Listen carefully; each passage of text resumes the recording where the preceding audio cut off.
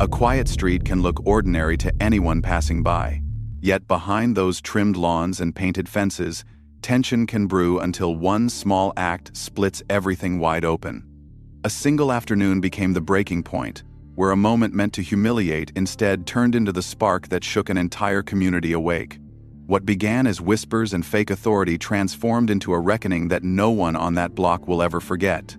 Every neighbor thought they understood the rules of their lives, but power built on fear only lasts until someone refuses to bow to it. The confrontation that followed revealed how fragile control really is, and how quickly it collapses once people stop pretending. What seemed like petty enforcement unraveled into a dramatic showdown, and the outcome carried consequences far beyond the slap that started it all. When you hear this story, ask yourself what silence costs, and what it takes to finally break it. Think about how courage can spread from one family to an entire neighborhood when truth is dragged into the light. If the twists keep you hooked, make sure to subscribe, leave a like, and comment where you are watching from, because your voice is part of the conversation this story demands. The Carters were among the few black families who had moved into this largely white neighborhood, hoping for a fresh start, peace after decades of service and sacrifice. Instead, they found themselves staring directly into the kind of hostility they thought they had left behind. David had carried his country's flag into deserts overseas, had fought in places most of his neighbors could not even imagine, but here in suburban Texas the fight was different. It was no longer about foreign enemies. It was about dignity on their own front lawn. Monica had spent the afternoon doing what she loved most, tending her roses. The flowers, she said, reminded her of her grandmother's garden back in Georgia. She believed in creating beauty wherever she lived, letting the soil breathe through her fingertips, coaxing life from the ground. She had only been trimming the edges, wearing her sun hat against the blazing light, when the three men came striding down the street. They wore matching polos stitched with HOA security, the kind of shirts you could order online in bulk. Their clipboards were tucked under their arms like weapons of bureaucracy. Their swagger carried entitlement, an air of authority that they thought would be enough to silence people.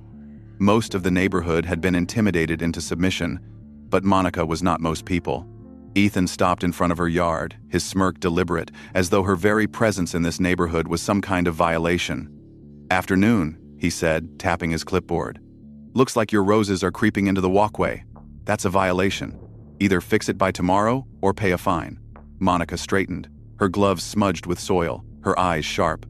"Funny," she replied evenly, "because when I called the HOA office last week, they said they've never had security teams going door to door. They told me flat out you don't work for them. So maybe you should take that fake badge and leave my property."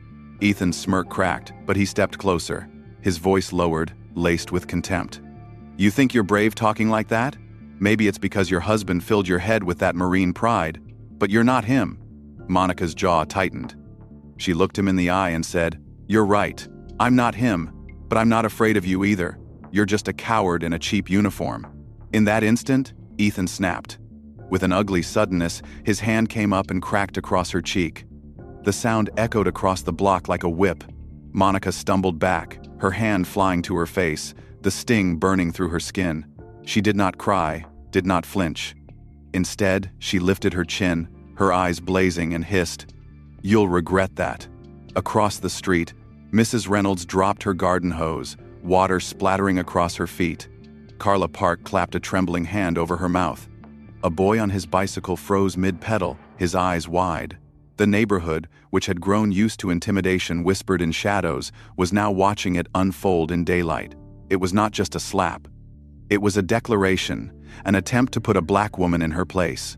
From the porch came a voice, low, controlled, and sharper than steel. "Did you just hit my wife?" David Carter stepped down from the wooden steps, his broad shoulders framed by years of discipline, his eyes locked onto Ethan. He had been watching, waiting, giving Monica space to stand her ground, but that space ended the moment Ethan's hand struck her. The calm of a Marine trained to act under fire settled over him. The street went silent, as if every living thing understood that something irreversible had just begun. Ethan forced a laugh, trying to mask the tremor in his voice. "She was out of line," he sneered. "Somebody had to put her in check." David's boots touched the edge of the lawn. His voice came like a drumbeat, steady and cold. "Somebody?" You think you're somebody? You just made the biggest mistake of your life." The two men flanking Ethan shifted uneasily. One whispered, "Maybe we should back off." But Ethan barked, "Shut up." His bravado cracked at the edges, though he tried to puff up taller. Monica, still clutching her cheek, looked at David, not pleading but steady, knowing that the storm she had seen in war zones was now about to break on their very street. Neighbors leaned out of doorways, phones lifted to record.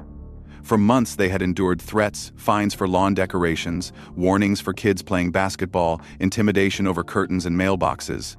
But now they were seeing the Carters refuse to bow their heads. This was no longer about petty rules. "Did you really think you could put your hands on my wife and walk away?"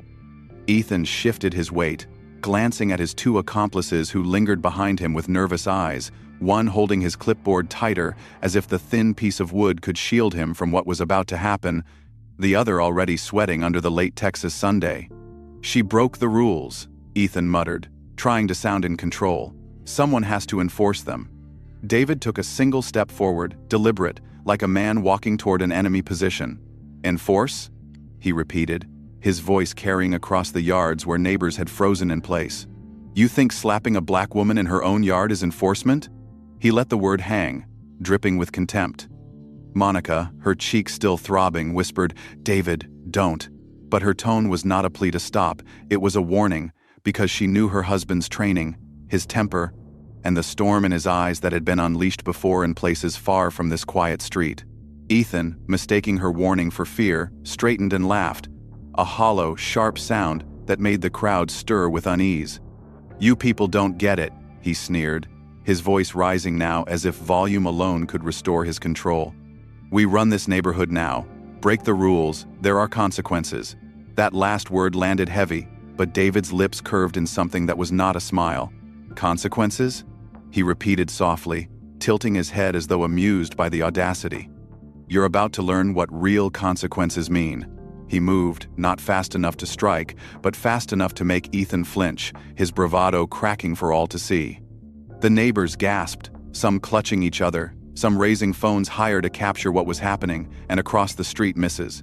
Reynolds whispered to her husband, "I knew this was coming. I told you they'd push too far." Her husband pulled her back toward their porch, unwilling to be caught in the center of what was unfolding. Ethan's two imposter security men shifted forward, trying to bolster their leader. One puffed out his chest, saying, "Back off, old man. You don't know who you're dealing with."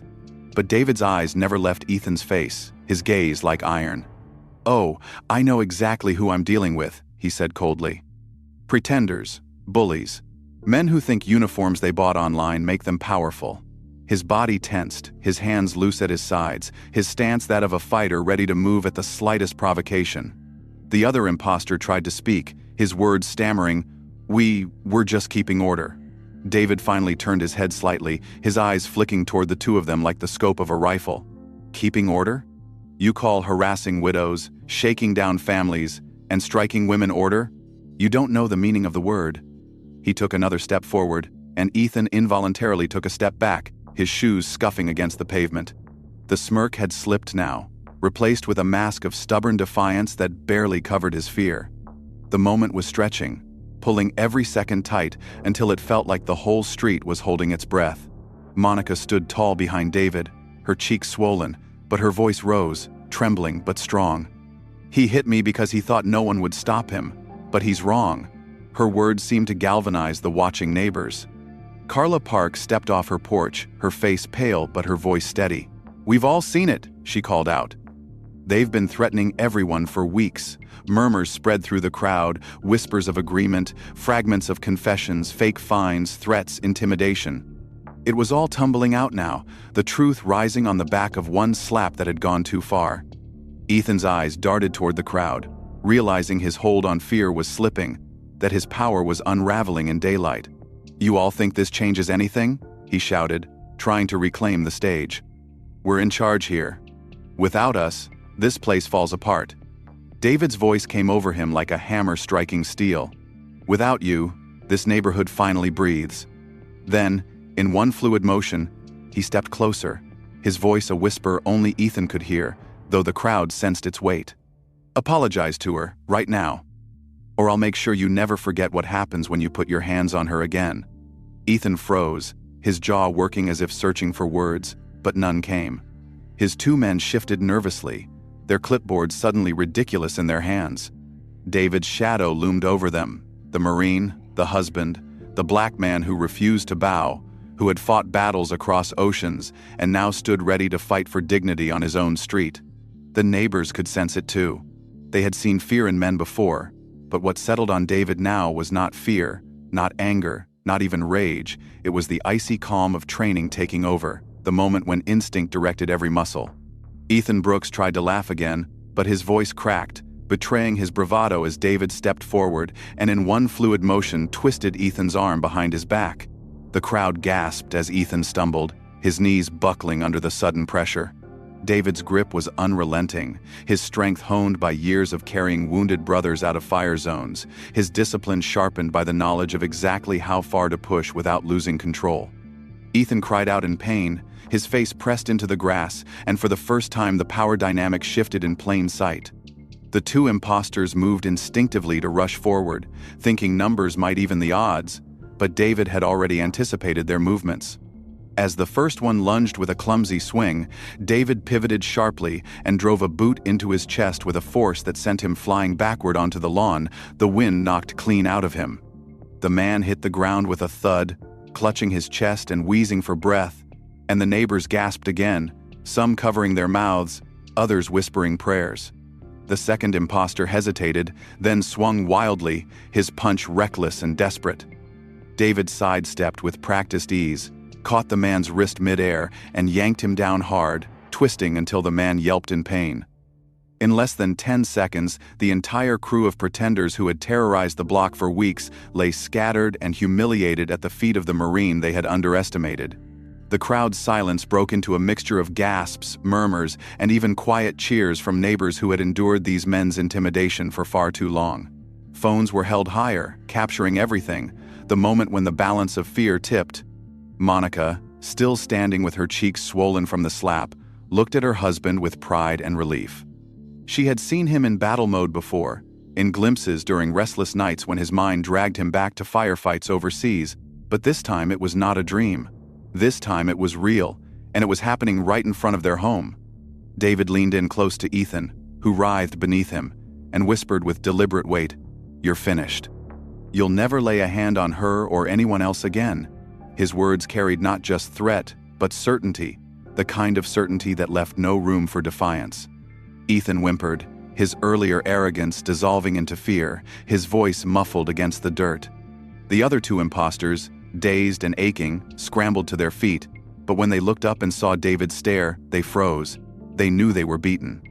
From across the street, a teenage boy whispered into his phone camera, "Yo, this is crazy," his voice barely audible as he recorded the moment that would soon spread like wildfire through the neighborhood. "Mrs." Reynolds clutched her husband's arm, whispering that she had known something like this would happen, while Carla Park stood at the edge of her porch, her eyes wide, tears threatening as she realized someone had finally stood up for them all. David did not move carelessly. Every motion was measured, every strike precise, because he knew control was as important as strength. He was not simply lashing out in anger. He was showing Ethan and his men that there were real consequences for their cruelty. The fake badges, the clipboards, the sneers, they were nothing against the will of a man who had survived ambushes and returned home to protect his own. Monica's voice broke through the murmurs, steady but trembling. "David, enough. They know now." Her words reached him, grounding him, pulling him back from the edge of unleashing everything. He loosened his hold just enough for Ethan to breathe, but not enough to let him rise. His voice was quiet, cold, deliberate. "You better pray those sirens are for you, because if they're not, I'm not finished." The crowd murmured louder now, whispers traveling down the street like electricity. Neighbors who had been too afraid to speak suddenly began to murmur their own stories, each sentence a piece of a puzzle that showed just how deep the fear had run. "They threatened my son for playing ball. They told me I'd be fined over my curtains. They came to our door at night." Every confession fed into the moment, each neighbor realizing they were not alone, that everyone had been targeted, intimidated, humiliated, and yet none of them had stood up until now. David's eyes swept across the crowd, locking eyes with faces that looked both terrified and hopeful. He saw the fear beginning to thin, saw the courage flickering where silence had once reigned. Monica, still holding her cheek, stepped closer to him, her touch on his arm anchoring him, her presence reminding him of why he had acted. She whispered softly, "You did what you had to do." And he turned his head slightly, enough to meet her eyes, enough to let the hardness soften for just a moment. Then the wail of sirens grew louder, blue and red lights reflecting faintly off windows as the police turned onto their street. The neighbors pressed closer, some backing away, others pushing forward, as if torn between fear of what might happen next and relief that help was finally coming. David tightened his grip on Ethan one last time before standing, his voice steady as he addressed the imposters and the crowd alike. "This ends now. No more fear, no more threats, no more pretending." Ethan coughed, clutching his arm, his bravado shattered, his eyes darting desperately toward the flashing lights. The other two stumbled backward, their earlier arrogance replaced by shame and the dawning realization that their reign of intimidation had collapsed in seconds. David stood above them like an unshakable pillar, chest heaving but gaze steady, the embodiment of a man who knew exactly what he had done and would do it again without hesitation. Neighbors crowded at their porches and sidewalks, whispering fiercely, their voices rising in overlapping waves of fear, relief, and disbelief.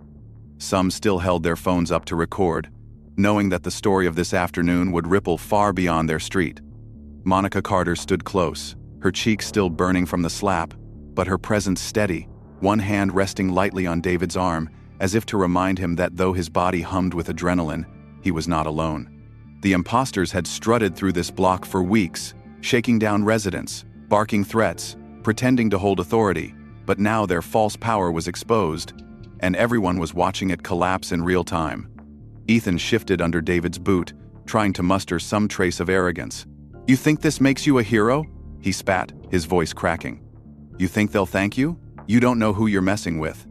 David leaned closer, his shadow falling over Ethan's face. His words came slow, deliberate, each one heavy with promise. "No, you don't know who you're messing with. You laid hands on my wife. That's something you don't walk away from." The neighbors stirred again, gasps escaping as Ethan's bravado slipped into naked fear. The accomplice with the bruised chest tried one last desperate lunge, his face twisted with rage, but David caught his arm, twisted sharply, and forced him to the ground with a cry. The second imposter, still clutching his ribs, attempted a half-hearted swing, but David sidestepped, drove an elbow into his sternum, and sent him sprawling onto the lawn once more. It all happened so quickly and with such precision that the crowd erupted with murmurs of awe, some neighbors even cheering under their breath as though they had just seen a performance of strength and justice they had longed for. Monica's voice rose above the din, trembling but strong. "Enough, David. They know now." Her words reached him, grounding him once again. He straightened slowly, releasing Ethan but keeping his stance sharp, his eyes locked on the three men who now lay humiliated and broken.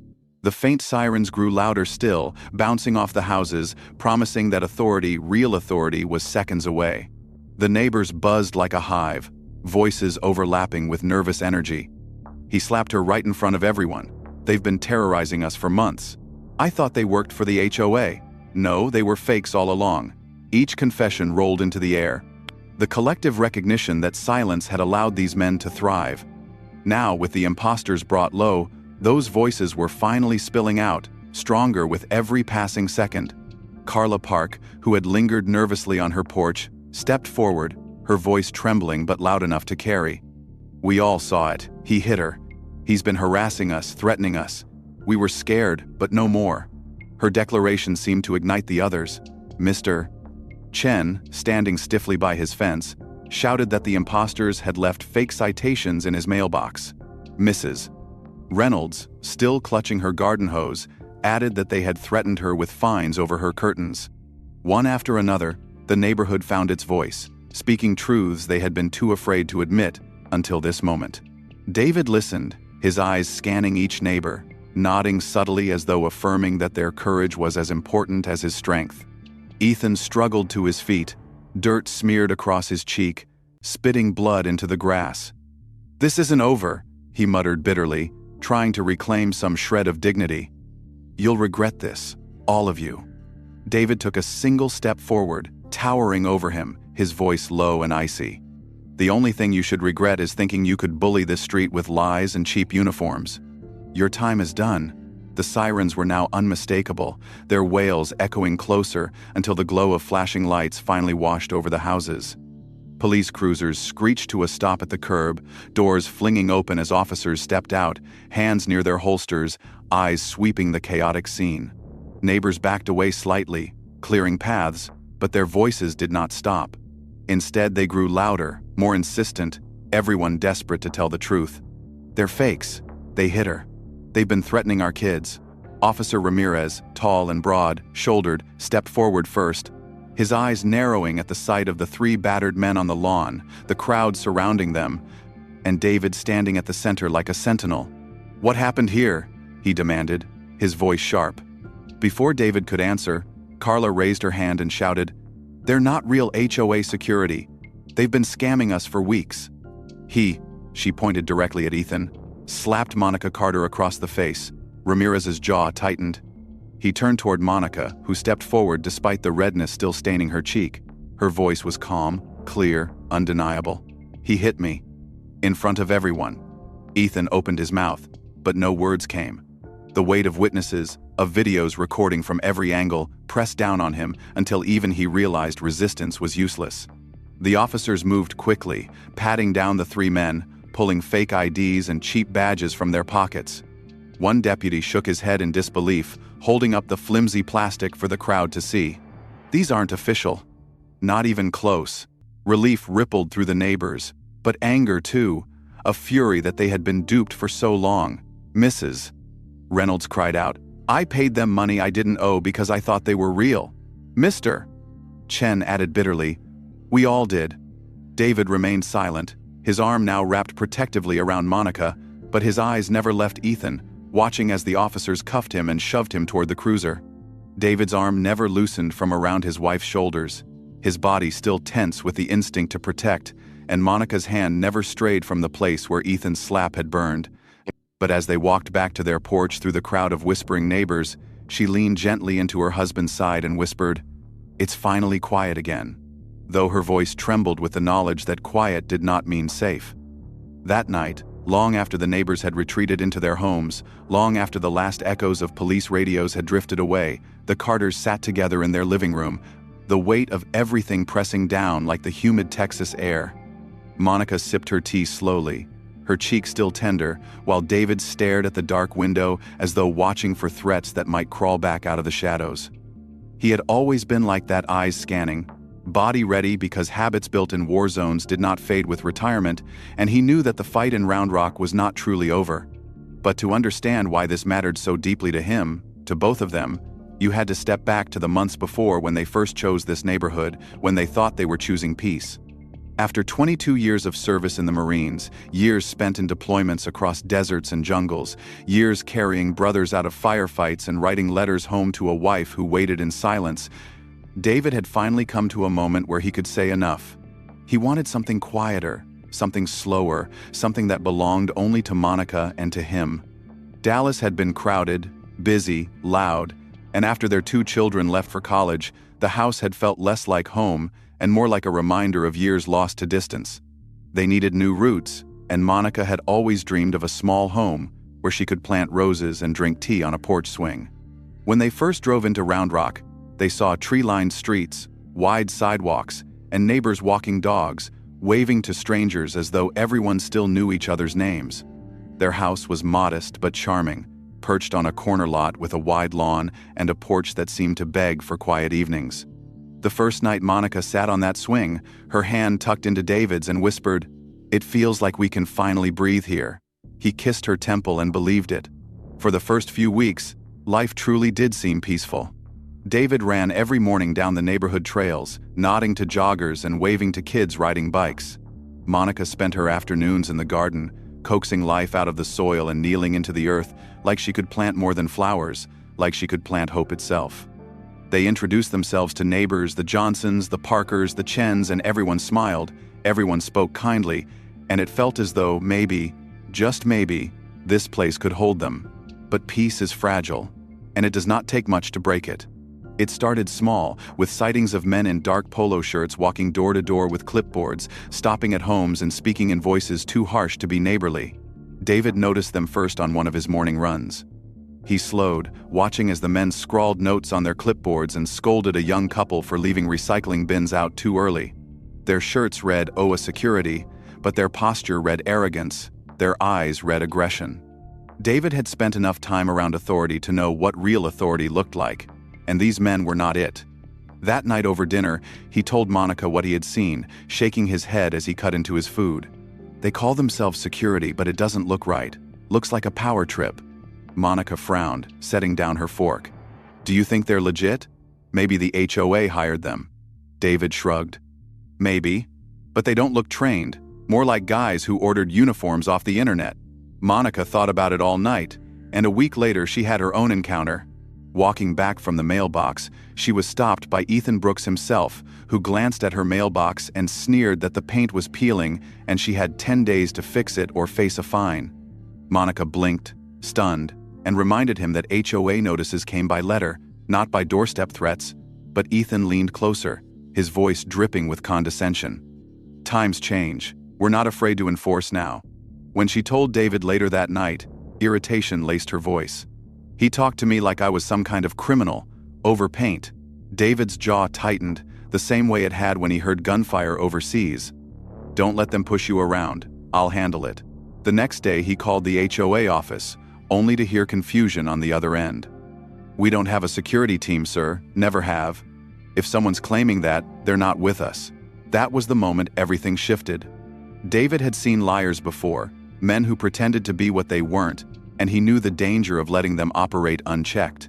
When neighbors began to whisper their own stories, threats of fines for lawn decorations, warnings for kids bouncing basketballs, fake citations for mailboxes, David realized it wasn't just his family. Everyone was being targeted. The fear was quiet but suffocating.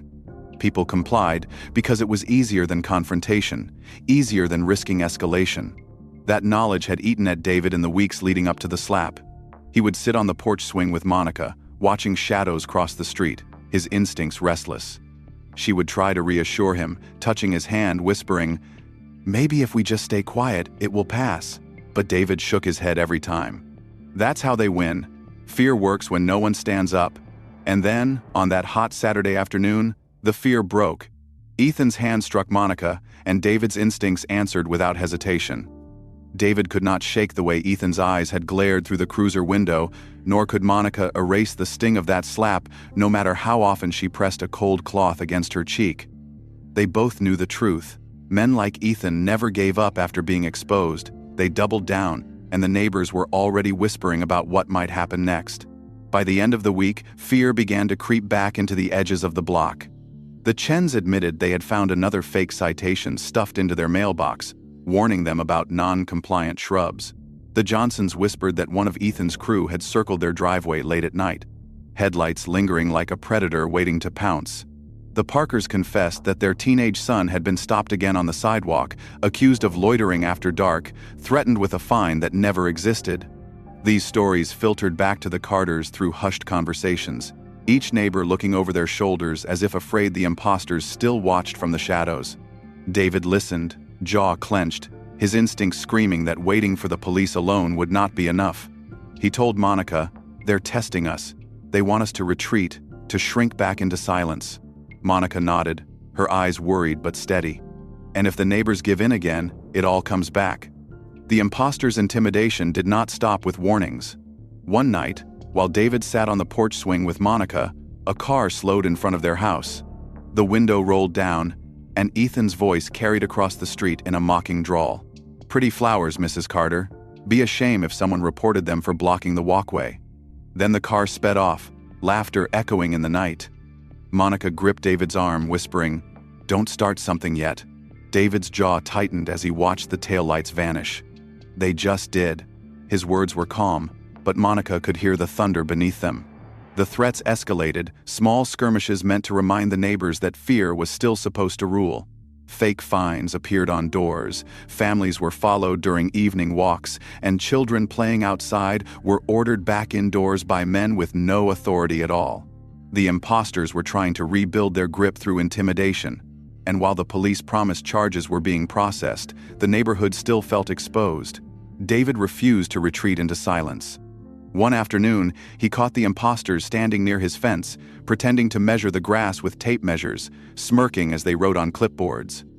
David walked out onto the porch and stood silently, his presence alone enough to make them retreat, but the smirks they left behind were taunts, daring him to act first. When he told Monica later, she set down her fork and whispered, "They're circling us, David. It feels like they're waiting for something." David reached across the table, covering her hand with his. "Let them circle. They have no idea who they're dealing with."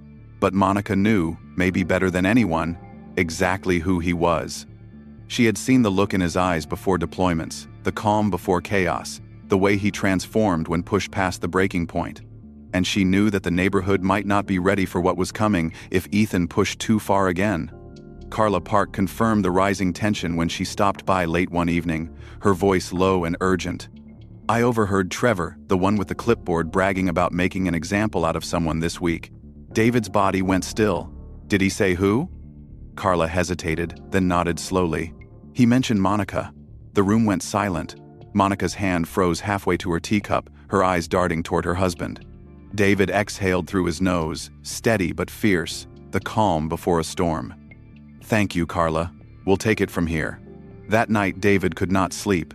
He sat in the darkened living room, the curtains drawn back just enough for him to watch the street. Every sound, the bark of a dog, the hum of a passing car, the crunch of footsteps put his body on alert.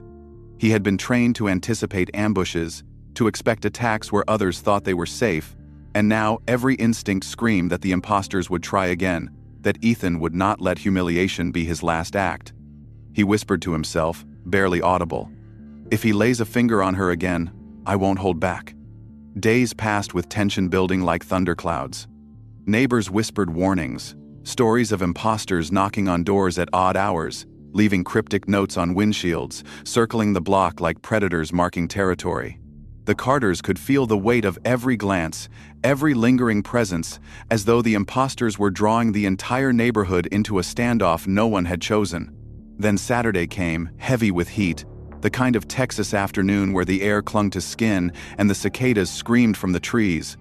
Monica, restless from the waiting, decided to work in her garden. She put on her hat and gloves, determined not to live in fear of men who held no real power. She knelt at the rose bushes, pruning carefully, reminding herself that beauty could still exist even under threat. But as the shadow stretched across the grass, Monica looked up and her heart skipped. Ethan Brooks stood there again, clipboard tucked under his arm like a badge, two of his imposter officers lingering nearby with arms crossed. His voice was smooth, mocking. "Afternoon, Mrs. Carter. Looks like we've got a problem." Monica rose slowly, brushing dirt from her gloves. "What kind of problem?" Ethan tapped his clipboard. "HOA, Regulation 12C. No landscaping that obstructs a walkway. These roses are creeping too far out. Someone could get scratched." Monica arched a brow, her voice steady. "Those roses have been here since we moved in. No one's complained. And as far as I know, the HOA doesn't send men like you door to door." Ethan's smile dropped, his jaw twitching. "Times change. We're cracking down. You don't fix this by tomorrow, there's a fine." "Did you just hit my wife?" The neighbors who had gasped and frozen when the slap landed now turned their heads toward the retired Marine standing with his arms folded, his eyes narrowed, his body already tense like a storm about to break. Ethan tried to force a laugh, his arrogance faltering but not gone. "She was out of line," he said, spitting the words like poison. "Somebody had to put her in check." David descended the steps slowly, each movement deliberate, his boots crunching against the walkway, his presence alone heavy enough to make the imposters shift uneasily. His voice was calm but lethal. "Somebody? You think you're somebody? You just made the biggest mistake of your life." Ethan's two accomplices whispered to each other nervously, one even muttering, "Maybe we should back off." But Ethan snapped at them, "Shut up." His voice cracked in the middle, betraying the fear he could no longer hide. The crowd of neighbors pressed closer, some whispering, some recording with shaking hands, because they all understood that the line had finally been crossed, that this was no longer about fines or citations or intimidation. It was about dignity, justice, and the refusal of a black family to be humiliated in their own yard. David closed the distance until he stood inches from Ethan, his body radiating control, not fury, though everyone could sense that fury was waiting just beneath the surface. "You've got two choices," David said, his tone even, his words measured like orders on a battlefield. "Apologize to her right now, or I make sure you never touch anyone again." Ethan sneered, trying to keep his mask intact. "You think you scare me, soldier boy? You're retired. You're nothing now." That was the last straw. David's fist shot forward with the precision of muscle memory, slamming into Ethan's jaw with such force that the imposter staggered back, falling hard onto the pavement. Gasps erupted through the crowd, some neighbors cheering under their breath while others covered their mouths in shock. Ethan groaned, clutching his face, and before the two accomplices could react, David moved again, fast as lightning. He grabbed the first by the collar, twisting his arm and flipping him onto the grass, where the man lay groaning and humiliated. The second swung wildly, but David blocked easily, delivered a sharp elbow to his ribs, and sent him sprawling onto the lawn, gasping for air. The neighbors could not contain themselves now. Murmurs, cheers, even claps broke out as months of fear gave way to the sight of three bullies dismantled in seconds. For so long the imposters had strutted through the neighborhood like kings, and now they were reduced to groaning men on the ground, while the Marine they had underestimated stood over them. Ethan tried to push himself up, spitting blood onto the pavement, but David stepped closer and leaned down, his voice low and cold. "You think this is over?" Ethan muttered through swollen lips, trying to keep some shred of defiance. "You'll regret this." David shook his head slowly. "It's over when I say it's over, and trust me, it's over." The crowd fell silent at the weight of those words, the kind of words that did not need shouting because their power was absolute. Monica stepped forward then, her hand still against her cheek, her eyes filled with both pain and pride. She touched David's arm gently, grounding him, whispering, "I'm okay. You did what you had to do." He turned his head just enough to look at her, the hardness in his eyes softening for a moment as he kissed her forehead, then straightened again to face the imposters who still writhed in the grass. The distant sound of sirens began to grow louder, their wails now clear, their flashing lights reflecting faintly against windows. The neighbors knew the police were seconds away, but they also knew that what had just happened would be remembered long after the cruisers left. Phones kept recording, capturing the scene that would soon spread through every corner of the neighborhood, maybe even beyond. Ethan spat again, his voice weak but bitter. "You don't know who you're messing with." David took one step closer, towering over him, his tone calm, unwavering. "No, you don't know who you're messing with. You put your hands on my wife, and that's something you don't walk away from." The two accomplices groaned in pain, trying to crawl away, but David's stare locked them in place, paralyzing them with the knowledge that they were beaten, that their false power had evaporated the moment real strength stood against them. Across the street, Carla Park raised her voice, trembling but firm. "We've all seen it," he slapped her. "They've been harassing us for months." Mr. Chen shouted next. "They came after me and my wife, threatened us over shrubs." "Mrs." Reynolds added. "They told me my curtains weren't right and scared me into paying them money I didn't owe." The voices built, one after another, a chorus of confessions that stripped Ethan and his crew of whatever intimidation they thought they still had. David looked around at the neighbors, nodding slowly, letting them know that speaking up now mattered as much as his fists had minutes earlier. The sirens swelled as cruisers pulled up to the curb, officers spilling out, hands near their holsters, eyes wide at the sight of three battered men, and one unyielding Marine standing guard over his wife. David Carter stood tall in the middle of his yard, Monica at his side, her cheek still red from the slap, but her posture unbroken, her hand resting lightly on her husband's arm to anchor him as his eyes scanned the crowd with the same controlled vigilance he had carried through deployments overseas. Officer Ramirez stepped forward, his hand resting near his holster, his eyes narrowing as he took in the battered imposters and the tense crowd. "What happened here?" he demanded, his voice sharp and carrying authority. Before David could speak, Carla Park raised her voice, loud and clear despite the tremor in her tone. "They're not real HOA security," she said, pointing toward Ethan with a shaking hand. "They've been harassing us for months." And tonight he slapped Monica Carter right across the face. The neighbors erupted in agreement, voices overlapping, shouting out their grievances one after another, each story building into a wall of evidence that left no room for denial. Mr. Chen shouted about fake citations taped to his mailbox. Mrs. Reynolds cried out that she had been threatened over her curtains and intimidated into paying money she did not owe. The Parkers added that their teenage son had been stopped and harassed for playing basketball in his own driveway. Every confession chipped away further at the imposters' lies, exposing their campaign of intimidation for what it truly was. Monica stepped forward, her voice steady though her cheeks still burned. "He hit me while I was trimming my roses. He thought he could humiliate me, but I won't stay quiet." Officer Ramirez's jaw tightened, his eyes shifting from her to Ethan, who looked away, unable to muster even a weak denial. The officers moved in, patting down the imposters, pulling out cheap plastic badges that glinted pathetically under the flashing lights. One deputy held one up for the crowd to see, shaking his head. "These aren't official, not even close." The neighbors gasped and muttered in anger, their shame at being fooled quickly transforming into outrage. Another deputy pulled a stack of fake citation slips from one man's pocket, the paper flimsy and the signatures forged. "Bogus, all of it," the deputy muttered.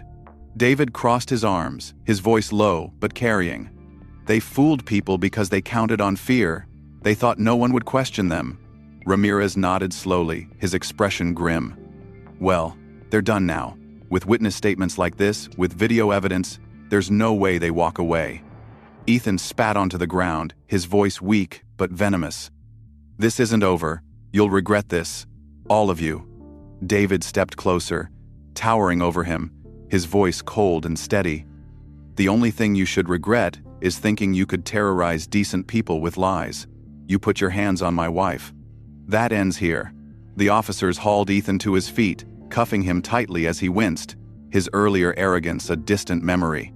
The neighbors surged forward, shouting more accusations, their anger no longer whispered but shouted openly. Ramirez raised his hand to calm them, assuring them that charges would be filed, that statements would be collected, and that no one else would have to fear these men again. Monica leaned against David, her voice soft but firm. "It feels like a weight's been lifted," she whispered, and David nodded though his eyes remained sharp, scanning, because he knew too well that even when the enemy seemed defeated, there were always echoes of danger left behind. Officers moved the imposters into cruisers, slamming doors as Ethan shouted muffled threats, his face twisted in rage. The crowd booed, some jeering openly now, their fear replaced by the first sparks of confidence. "Mrs. Reynolds stepped forward, leaning heavily on her cane, and said in a loud voice, "I paid them money because I thought they were real. I was scared, and I let them intimidate me, but no more. They don't own this street, we do." The crowd erupted in murmurs of agreement, people nodding, their shame dissolving into a shared sense of unity. David looked at them, his face stern, but his voice carrying conviction. "Don't blame yourselves. They hid behind lies and fear. What matters is that you're speaking now, together. Silence is what gave them power. Speaking up is what takes it back."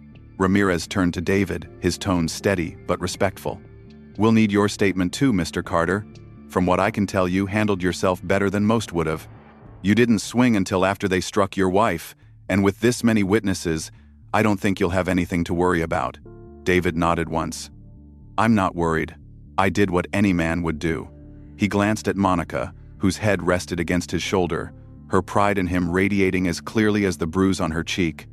As the cruisers pulled away, carrying Ethan and his men into the night, the neighborhood did not disperse quickly. Monica sat on the porch swing, her cheek still tender from the slap, her eyes scanning the crowd as David stood tall beside her, arms folded, his gaze moving from one neighbor to the next. He knew this moment mattered as much as the fight itself. Fear had cracked, but if the neighborhood slipped back into silence tomorrow, the imposter's shadow would return in another form. It was Carla Park who broke the tension first, stepping closer to the Carters with fire in her eyes despite the tremor in her hands. "You did what we've all been too scared to do," she said, her voice carrying across the gathering. "I don't know how to thank you." David shook his head. "Don't thank me, just don't stay quiet anymore. That's how they got away with it." His words struck deeper than any blow, and the crowd began to murmur again, some nodding, some shifting with guilt. Mr. Chen stepped forward, clearing his throat. "They came to my house 3 times. Said my mailbox wasn't compliant. I paid them $50 because I thought it was real. My wife told me not to, but I didn't want trouble. His shoulders slumped as though confessing a crime. Mrs. Reynolds quickly added, "You're not the only one. They got me for $200 over my curtains. I thought if I refused, they'd vandalize my house." I was scared. The voices grew louder, spilling one over the other, each neighbor confessing how they had been bullied into compliance: fake fines, threats, warnings over children playing, intimidation over harmless details. For months they had all endured it in silence, believing they were alone, when in reality everyone had been suffering the same. The shame hung thick, but beneath it something sturdier began to emerge. David listened, his arms crossed, his eyes steady. When the voices finally quieted, he spoke, his voice cutting clean through the night. "You all knew something was wrong, but you stayed silent. I get it. Not everyone's trained to push back, but that silence is what gave them power. You've seen what happens when one person stands up. Imagine what happens when an entire street does." His words spread like a spark across dry grass. The crowd shifted, faces changing, spines straightening. Tom Alvarez, a neighbor David barely knew, crossed his arms and muttered, "Easy for you to say. You're a Marine. You've seen combat. The rest of us were teachers, accountants, retirees. We don't have your training." David met his eyes, his voice calm but firm. "You don't need training to tell the truth. You don't need combat to stand together. Bullies survive by isolating people, by making you think you're alone. But when Ethan slapped my wife, you all saw it, and you knew it was wrong. That's what broke their power, not just me, not just Monica, but the fact that all of you saw the truth in daylight." Monica stood then, her voice carrying more strength than anyone expected. "When he hit me, I wasn't just hurt, I felt humiliated. He wanted me to feel small, but I didn't, because I knew David was standing right there, and because I know none of us should live in fear of men like that.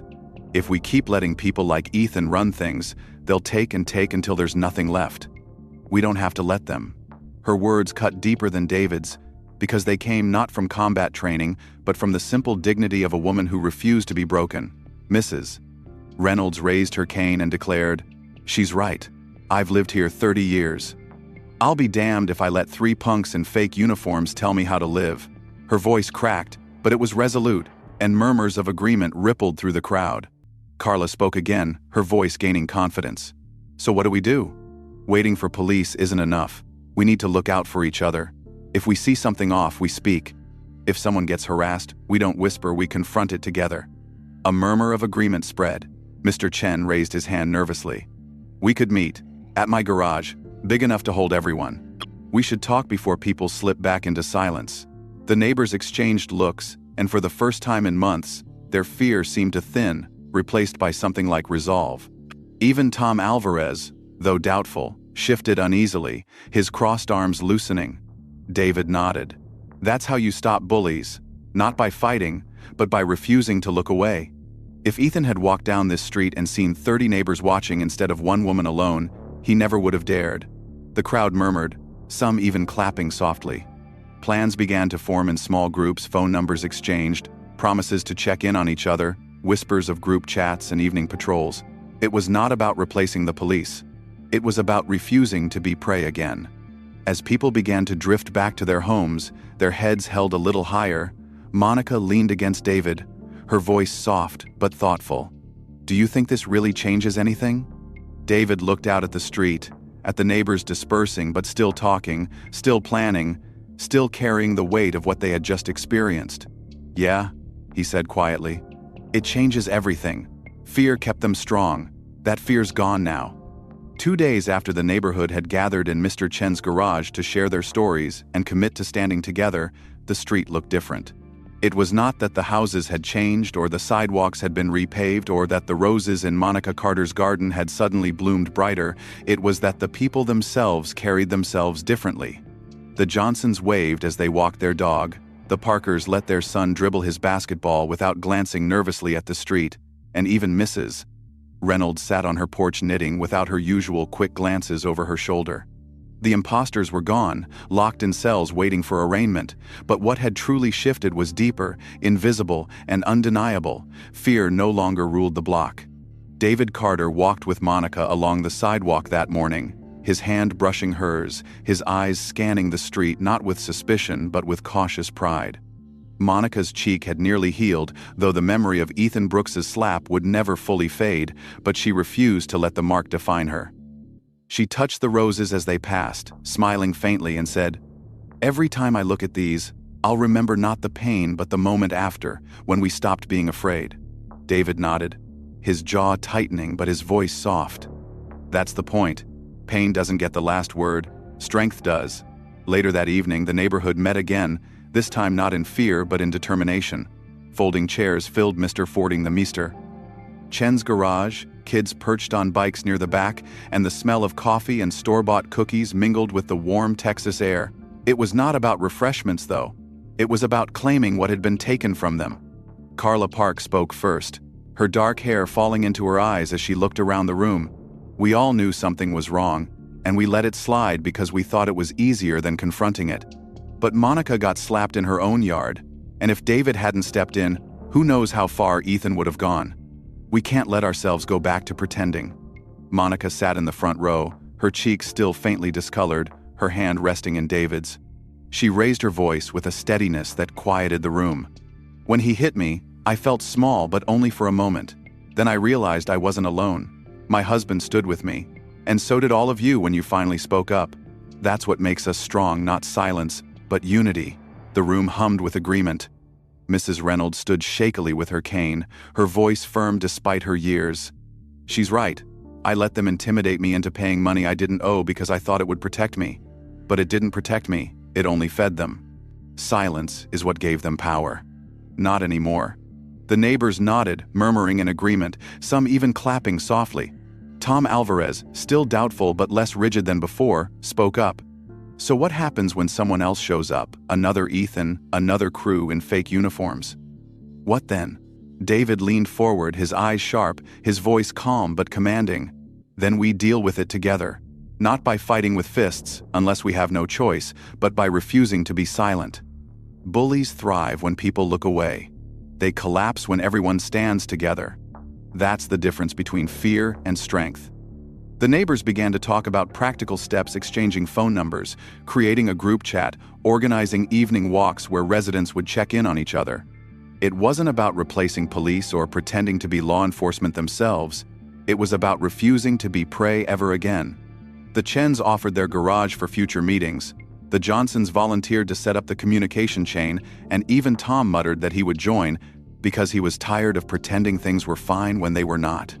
As the meeting ended, people lingered longer than usual, talking, laughing lightly, shoulders no longer hunched in shame or fear. The Carters walked home slowly under the glow of porch lights, Monica's hand entwined with David's. She looked up at him, her voice soft but thoughtful. "Do you ever think we moved here for a reason?" David tilted his head, curious. "What do you mean?" Monica smiled faintly. "We thought we came here for peace. But maybe we came here to help this neighborhood find its strength again." David looked out at the street, where neighbors still talked on porches, where children laughed without glancing nervously over their shoulders, and he nodded slowly.